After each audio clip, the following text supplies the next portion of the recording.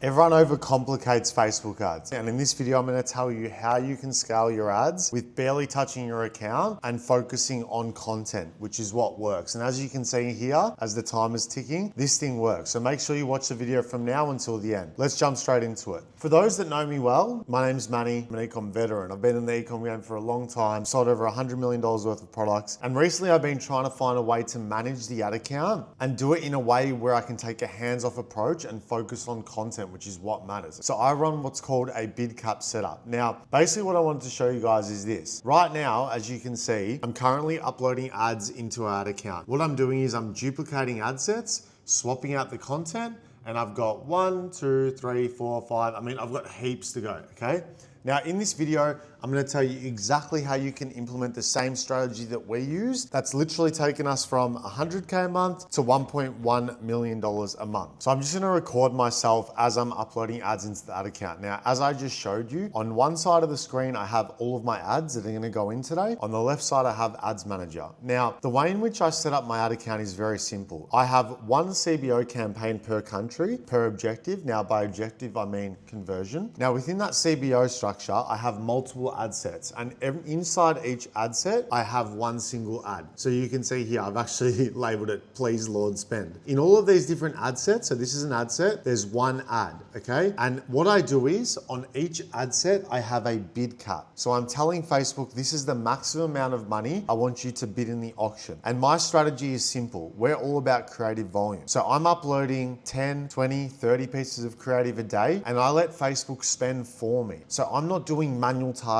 I'm not strangling Facebook's ability to spend. Instead, I work with my creative team and we pump out a shitload of creatives. I was just checking if the mic was on. Once I filmed the whole video with the mic off, it was an absolute disaster. All I do on a daily basis is upload creatives. We're doing about, 20 to 30 a day, so our volume is very high. And I'll go into how we're actually generating that much content as well. For the start, let's just focus on the actual setup of the campaigns, because I know a lot of people want to do this. And by the way, I'm getting messages flood out from people saying, Manny, thank you so much. This is helping me with my efficiency in my business. Guys, at the end of the day, the thing is with Facebook ads is that you don't have to manually touch everything anymore. You want to set up the account in a way where you take a hands-off approach and just focus on the content. Let me put it to you like this. If you have a bad ad, it does not matter if it's in an ABO campaign, CBO campaign, Advantage Plus, cost cap, bid cap, blah, blah, blah, blah, blah. It doesn't matter. What matters is your content. But the reason I preach bid caps is because if you want to scale to big levels, you need to have creative volume. Now, when it comes to creative volume testing, I don't want to test my creatives in lowest cost, because what can happen is it can blow out, all right? It can spend on ads that have high engagement. When you're running a bid cap setup, it's not going to spend on creatives that it doesn't think are good. So if you're able to generate enough content, then this type of campaign structure is perfect for you. And just to show you guys how powerful this Facebook ad setup is, if you look at October, we did $258,000, okay?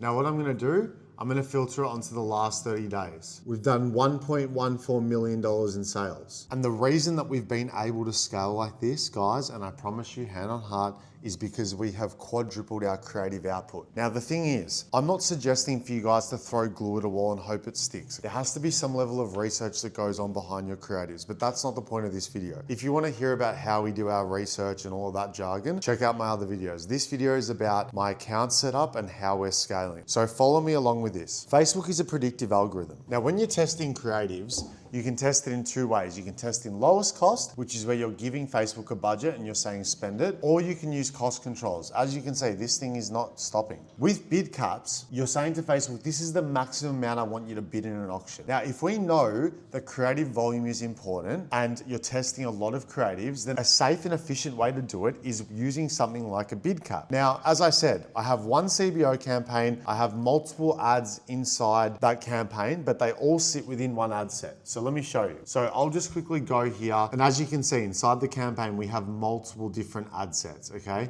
And then within all of those, we have our ads. Now, The reason I like doing this and the reason why I like to separate one ad per ad set is because what I'm finding is that Facebook will spend on a larger variety of ads. So when I was running lowest cost, only 1 or 2 ads were sucking up the spend, and it really wasn't allowing me to scale the business. The other thing that happens with this setup is that Facebook picks up on demand on specific days, okay? So if you're running ads right now and you're noticing that, for example, say maybe Friday to Sunday, it's a low period for you and your ads are still spending the same amount, but you're burning through money on those days, that's exactly why I love using bid caps, because on those days, Facebook will pick up that there's not much demand and it'll spend less. But then on the days where there is demand, it's gonna spend a lot more. So what we do is at the campaign level, we inflate the budget. So let's say you have your CBO bid cap set up, you have at least 50 ad sets in there with 50 ads, set your campaign budget at like $5,000 or $10,000 a day. Use a campaign spending max rule to make sure that you don't overspend. But if your campaign spends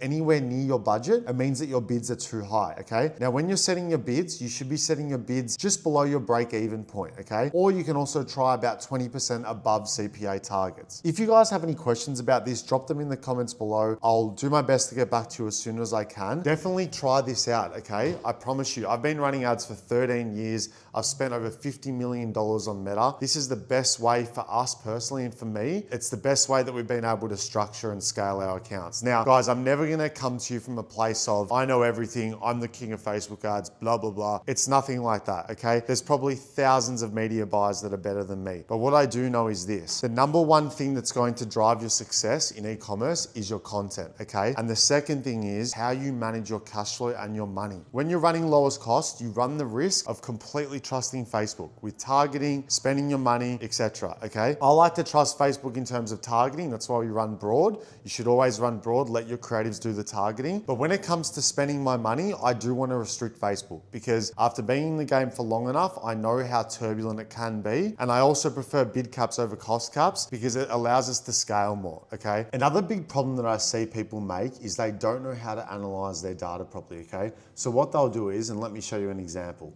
They'll go into their ad account, right? They'll go, okay, well, this ad here, you know, the CPA is a bit high, it's $148, maybe I should cut it. But what they don't realize is every single ad plays a role in formulating your ultimate conversion, okay, at the bottom. So try not to look at things too much from an ad level. What you guys want to be doing is, especially if you're running CBO, look at things from a campaign level. Don't kill ads just because they have a high CPA. Let me give you an example. Say you launch 3 ad sets in a CBO. If one of those ad sets is sucking up a lot of spend and the CPA is sitting a little bit higher than your other ad sets that have lower spend, it's very likely that that ad set is a top of funnel ad set. Because what you got to remember is Facebook works ad sets together to formulate a result at the campaign level. So if you've ever found yourself switching off ads because of a high CPA and the next day your ad results tank, that's why. It's because that ad was playing a significant role into bringing new people into your funnel, okay? So one thing you can do to compensate this, because look, we're human, we all make mistakes, we act on emotion, we're spending our own money, I get it. I do it myself sometimes. What's important to do is create a log. Now in that log, I want you to write down all of the changes that you make in the ad account and measure what happens to your results the following day. It's really important to do this, guys. The other thing is slow down. You don't need to be over emotional with things. When you launch ads, give them 48 hours. I've launched ads before, right? And they start spending like crazy. The CPA is sitting at like double my CPA target. But then the next 2 days, because I've left it and I haven't acted on emotion, the CPA has come back down to my level. So if an ad is spending, that is your number one metric to know if it's a good ad. Your CPA and ROAS is not always a metric to measure success, because you can have an ad that spends fuck all money with a really high CPA, but it's most likely serving to your bottom of funnel audience, okay? So again, look at things from a campaign level, not an individual ad level. It's going to help you scale. And this is just your daily reminder, guys. Look how many ads I've launched today, and this is every single day, okay? We are literally launching 20 ads a day. So people that I meet that are complaining and saying, oh, you know, that we can't scale, the first thing I ask them is, okay, well, how many ads are you launching? Oh, I'm launching 10 a month. You're never gonna outwork or outbeat your competitor that's launching that many ads a day, okay? Now again, when it comes to content creation, put some research and thought into the creatives that you're making. If you want to scale to numbers like this, where the sales are rolling in,